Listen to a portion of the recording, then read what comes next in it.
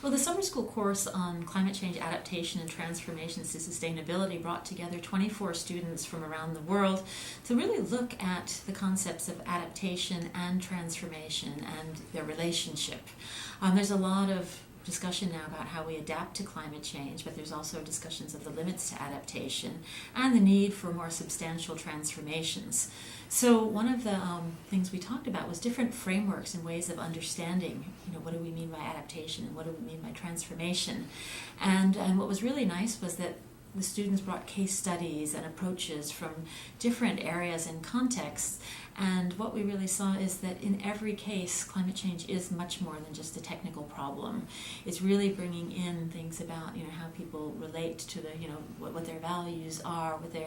what matters to them, how they see the world, but also politics, power, interests, and the way that we've organized society. So through the course we started to really question, what is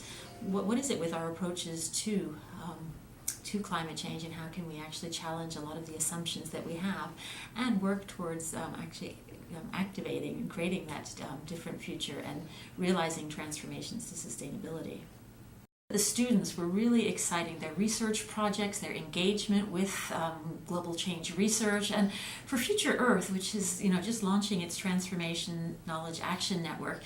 These are really this is the cutting edge of people going out there and working with different types of questions, different types of methodologies, and really contributing to a much better understanding of how we